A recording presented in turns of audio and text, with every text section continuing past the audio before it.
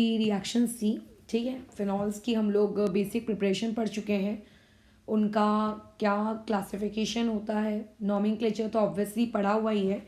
अब हम लोग केमिकल रिएक्शंस पढ़ेंगे फिनॉल की। तो फिनॉल देखो एक्चुअल में 3 रीजंस की वजह से केमिकल रिएक्शन शो करता है। जैसे अल्कोहल में भी हमने कहा था कि टोटल ऐसे 3 रीजंस होते हैं जिसकी वजह से एक्चुअल में आपका अल्कोहल रिएक्शन शो करता है। पहला ये कि अगर अब जैसे फिनॉल को ही देख लो, फिनॉल एक्चुअल में है क्या, बेंजीन रिंग में OH। तो अब यहाँ पे टोटल देखो 3 केसेस बनते हैं। अगर O और H के बीच का बॉन्ड टूटा, ठीक है, वो बन जाएगा आपका पहला केस।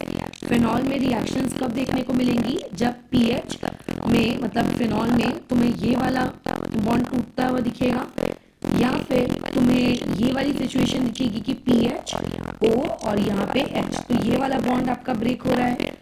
या फिर तुम्हें कुछ इस तरीके की सिचुएशन दिखेगी कि आपके पास एक फिनॉल है और फिनॉल में जो अब बेंजीन रिंग के पास जो बची हुई 5 पोजीशंस है, उन 5 पोजीशन में से किसी एक पोजीशन पे आप सब्स्टिट्यूशन कर रहे हो, राइट। जैसे कि नाइट्रेशन, सल्फोनेशन, ब्रोमिनेशन, इस प्रकार से। तो टोटल इस तरीके से हम लोगों को यहाँ पे फिनॉल की 3 कैटेगरीज की केमिकल रिएक्शंस पढ़नी है। तो अभी हम लोग अपनी पहली कैटेगरी स्टार्ट करेंगे। हम लोगों ने ऐसे ही देखो सेम 3 तरीके हमने वहाँ अल्कोहल में भी पढ़े थे, बस फर्क इतना था कि अल्कोहल के केस में आपका जो आखिरी केस है वहाँ पे ऑक्सीडेशन रिएक्शन थी, रिडक्शन थी, है ना, बस। लेकिन था तो ये भी कि वहाँ पे अगर ऑक्सीजन और हाइड्रोजन के बॉन्ड का बीच का बॉन्ड टूटा, तो अगर वहाँ पे कार्बन और आपके ऑक्सीजन के बीच का बॉन्ड टूटा, तो वही सारी चीज़ें देखो अब यहाँ पर भी है, राइट। अच्छा, अब आ जाते हैं हम लोग पहली रिएक्शन में। तो तुम अगर ये कहो कि अल्कोहल्स को हमने एक पार्ट किया था कि डिस्टिंग्विशिंग टेस्ट ऑफ अल्कोहल करके, राइट। जैसे मैं बताया थे 3 तरीके होते हैं, Victor Meyer test, Lucas test. तो वैसे ही यहाँ पे भी एक्चुअल में आपके पास टोटल जैसे अल्कोहल को टेस्ट किया जा सकता है, वैसे ही आप फिनॉल को भी टेस्ट कर सकते हो, ठीक है। आपको कैसे पता चलेगा कि आपके पास जो स्पीशीज़ है, ठीक है, वो फिनॉल है कि वो फिनॉल नहीं है। तो फिनॉलिक ग्रुप का हम लोग टेस्ट कैसे करेंगे। तो पहला वो जो टेस्ट होता है फिनॉलिक ग्रुप का, एक्चुअल में वो इसी कैटेगरी में लाई करता है, ठीक है, PHOH वाला। लेकिन फिनॉल्स को टेस्ट करने के अगेन 3 तरीके होते हैं, जैसे वहाँ पे भी 3 थे, यहाँ पे भी होते हैं। एक होता है न्यूट्रल FeCl3, एक होता है लिबरमैन नाइट्रोसो टेस्ट, और एक होता है BR2 की मदद से। तो यहाँ पे अभी मैं फ़िलहाल तुम्हें सिर्फ एक टेस्ट बता रही हूँ, बल्कि फिनॉल के जो टेस्ट होते हैं जैसे अल्कोहल्स में होता है वैसे फिनॉल्स में भी होता होगा, है ना। तो वाला टेस्ट भी मैं तुम्हें अलग से एक वीडियो में बता दूंगी। लेकिन राइट नाउ उन 3 टेस्ट में से एक टेस्ट एक्चुअल में आपकी इस कैटेगरी में आएगा।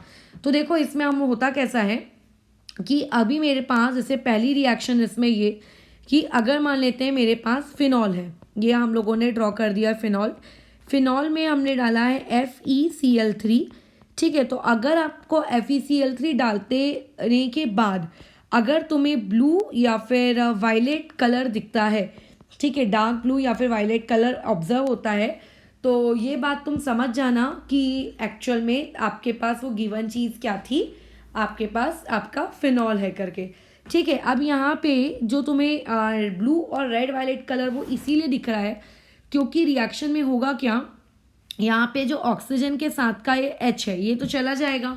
क्यों चला जाएगा, क्योंकि ऑब्वियसली वो इसी रिएक्शन में तो हम पढ़ रहे हैं ना कि O और H के बीच का बॉन्ड टूट जाएगा करके। तो वैसे ही O और H के बीच का बॉन्ड आपका टूट जाता है, ठीक है। तो O और H के बीच का बॉन्ड टूट गया। तो अब इसके बाद यहाँ पर ये चीज़ कुछ इस तरीके से क्रिएट होगी, आपका फिनॉक्साइड आयन, ठीक है। ये तुम्हारे पास रिंग यहाँ पे होगा ये O नेगेटिव, ठीक है। अब ये O नेगेटिव ये वाली चीज़ ऐसा 6 टाइम्स, और उसके बाद यहाँ पे Fe और ये ऊपर में 3+। तो ये कॉम्प्लेक्स क्रिएट हो रहा है, देखो, ठीक है। ये कॉम्प्लेक्स सेक्शन में ब्लू या फिर आप कह सकते हो वायलेट कलर का दिखता है, इसीलिए हम ये कहते हैं करके कि अच्छा FeCl3 डालने पे अगर तुम्हें ब्लू कलर अपीयर हो रहा है तो इसका मतलब ये है करके कि आपके पास वहाँ पे वो जो चीज़ है वो क्या है करके एक फिनॉल है, ठीक है। अच्छा, अब उसमें आ जाते हैं नेक्स्ट पार्ट में हम लोग। तो देखो जरा इसमें B कैटेगरी की रिएक्शन क्या है। अगर इस फिनॉल में तुमने NaOH डाला, ये तो बल्कि बहुत ही इंपॉर्टेंट है, ये पता होना चाहिए करके, ठीक है। अभी NaOH जो है, अगर मैं इसके बारे में बात करूँ तो NaOH एज अ न्यूक्लियोफाइल भी बिहेव कर सकता है और वो एज अ बेस भी बिहेव कर सकता है। डिपेंड करता है कि उसको एसिडिक हाइड्रोजन मिल रहा है कि नहीं मिल रहा है। तो जैसे कि इस हाइड्रोजन को देखो, ये हाइड्रोजन कैसा है, डायरेक्टली आपके ऑक्सीजन से कनेक्टेड है ना। तो तुम ये कह सकते हो कि वो जो ऑक्सीजन है, वो ऑक्सीजन आपका कैसा है, एक एसिडिक हाइड्रोजन है। वो हाइड्रोजन कैसा है, क्योंकि वो ऑक्सीजन से डायरेक्टली कनेक्टेड है, तो वो एक एसिडिक हाइड्रोजन हो गया। अब अगर वो एसिडिक हाइड्रोजन है तो ऐसे केस में यहाँ पे जो तुम्हारा बेस का जो ये OH है, ये OH क्या करेगा, इस H को निकालेगा ताकि वहाँ पे वो लोग बाहर निकल के H2O को फॉर्म कर सकें और रिएक्शन में आपके पास बनकर आएगा फिनॉक्साइड आयन, यानी कि O नेगेटिव और यहाँ पे आ जाएगा Na+। तो एक्चुअल में फिनॉक्साइड आयन का प्रिपरेशन ही आपके फिनॉल्स के रिएक्शंस में आता है, जिसमें हम ऑक्सीजन और हाइड्रोजन के बीच का बॉन्ड क्या करते हैं, तोड़ देते हैं करके, ठीक है। अच्छा, आगे देखते हैं सी पार्ट में। ओके, सी पार्ट देखो अभी क्या है आपका। सी पार्ट में ये वाली की तो वैसे मैं तुम्हें पूरी मैकेनिज्म बताऊंगी। अगर मान लेते हैं फिनॉल है, फिनॉल में मैंने 2 कंपाउंड डालने हैं, ऑप्शनल है, आपको जो डालना है डालो। पहला हम लोगों ने डाला एसिड हैलाइड, ठीक है, CH3 C+O Cl in the presence of pyridine। तो ये रिएक्शन देखो कुछ इस तरीके से होगी, बहुत ही सिंपल है। यहाँ से तुम्हें H हटाना है, यहाँ से तुम्हें Cl हटाना है, तो यहाँ पे ऑब्वियस है कि बाय प्रोडक्ट HCl बन गया होगा और ये वाला पूरा का पूरा पार्ट O के साथ ज्वाइन कर देना है। अब O के साथ जो चीज़ ज्वाइन होगी वो कौन होगा, आप लोगों का C+O CH3, ठीक है। तो अगर ध्यान से देखो तो ये क्या बन चुका है, एक तुम लोगों के पास ईस्टर बन गया है। और इस चीज़ को हम लोग क्या कहते हैं, जैसे तुम्हें पता है कि ये वाला पार्ट हमारा पेरेंट चेन कहलाएगा और ये वाला हिस्सा हम लोगों का लोकेंड कहलाएगा करके, ठीक है।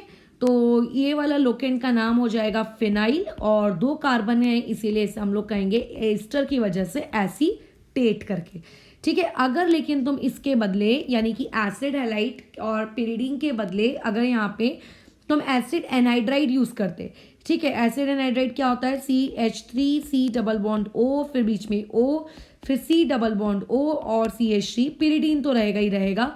सेम यही प्रोडक्ट तुमको ऑब्टेन होता, उसमें ये होता कि इतना पार्ट आपका निकल जाता किसके साथ, H के साथ। तो अगर इतना पार्ट H के साथ निकल जाता तो यहाँ पे बाय प्रोडक्ट आपका एसिड होता, यानी कि कार्बोक्सिलिक एसिड होता और ये वाला हिस्सा ज्वाइन हो जाता किसके साथ, O के साथ, ठीक है। तो ये हो गई हमारे पास C रिएक्शन, ये आना चाहिए तुम्हें। डी पार्ट में आते हैं। डी पार्ट वाला जो है उसको आप एक तरीके से कह सकते हो कि थोड़ा सा तुम्हें उसको याद रखना पड़ेगा कि जैसे अभी यहाँ पे आपके पास ऑक्सीजन है, ऑक्सीजन के पास हाइड्रोजन है। अगर मैंने यहाँ पे CH2N2 अगर मैंने ऐड किया, ठीक है, तो अब देखो CH2N2 और साथ ही साथ में ऑब्वियसली ड्राई ईथर अगर मैं यहाँ पे यूज़ करती हूँ तो इस रिएक्शन में जो तुम्हारा लिविंग ग्रुप है वो नाइट्रोजन रहेगा N2 और ये CH2 को यहाँ से ज्वाइन कर दो तो ये चीज़ क्या बन जाएगी आपके पास, ये रिंग और रिंग में ऊपर ऑक्सीजन और फिर यहाँ पे आ जाएगा CH3 बराबर, यानी कि यहाँ से जो ये मुझे प्रोडक्ट मिला ये क्या मिला है आपका एनीसोल, ठीक है। तो ये हो गया आपका डी पार्ट, उतना ज़्यादा इंपॉर्टेंट नहीं है बट याद रह गया तो अच्छी बात है। तो ये हो गई तुम्हारी कुछ रिएक्शंस जिनके वाया हम क्या कर सकते हैं, आपका मतलब ये बता सकते हैं कि ऑक्सीजन और हाइड्रोजन के बीच का बॉन्ड क्या हो रहा है, ब्रेक हो रहा है, राइट। लेकिन इसके अलावा ऐसा भी तो हो सकता है ना करके कि कार्बन और ऑक्सीजन के बीच का बॉन्ड टूट रहा हो, ठीक है, या फिर पूरा का पूरा जो तुम्हारा OH बेंजीन रिंग है वहाँ पे कुछ ना कुछ सब्स्टिट्यूट हो रहा हो, तो ये भी चीज़ हो सकती है, राइट। तो ऐसे केस में ये वाला पार्ट हम लोगों का डन होता है, फिनिश। अब इसमें मैं तुम्हें 2 रिएक्शंस इस कैटेगरी की बताऊंगी, यानी कि पहले इस प्रोसेस के वाया हम लोग प्रोडक्ट बना लेते हैं और जब हम लोगों का प्रोडक्ट बन जाता है ना तो उस प्रोडक्ट को फिर हम लोग कुछ रीअरेंजमेंट रिएक्शंस इनमें होती है, ठीक है। वो एक्चुअल में आपका ये C कैटेगरी है, ये C कैटेगरी है। तो इस पे हम लोग बातचीत करेंगे जिससे हम लोग फ्राइज रीअरेंजमेंट कहते हैं और क्लाजन रीअरेंजमेंट कहते हैं, डन। अदरवाइज इस जब O और H के बीच का बॉन्ड टूटता है उसमें तुम्हें ये 4 रिएक्शंस ही याद रहे, ये बहुत काफ़ी है। फिर अगर इसमें तुम्हें डिटेल जाननी है तो फिर वो फ्राइज रीअरेंजमेंट आएगा और फिर तुम्हारे पास आएगा क्लाजन रीअरेंजमेंट। ठीक है, दोनों ही रीअरेंजमेंट रिएक्शन काफ़ी इंपॉर्टेंट है। हाँ, बट ऑब्वियस है कि बोर्ड्स में ये नहीं है, तो बोर्ड्स वाले लोग उस पार्ट को स्किप कर सकते हैं। ठीक है, और इवन दो ये हिस्सा भी बोर्ड में नहीं है, लेकिन तो मैं टेस्ट ऑफ फिनॉल बोर्ड में है FeCl3 का टेस्ट। तो ये जो पहली रिएक्शन है ये कुछ और नहीं बल्कि टेस्ट ऑफ फिनॉल है। दूसरे में आपको फिनॉक्साइड आयन बनाते आना चाहिए, राइट, तो इसीलिए आना चाहिए C पार्ट। ये आपको हो सकता है कल को प्रोडक्ट लिखने को आ जाए तो C पार्ट आना चाहिए, D part can be ignored.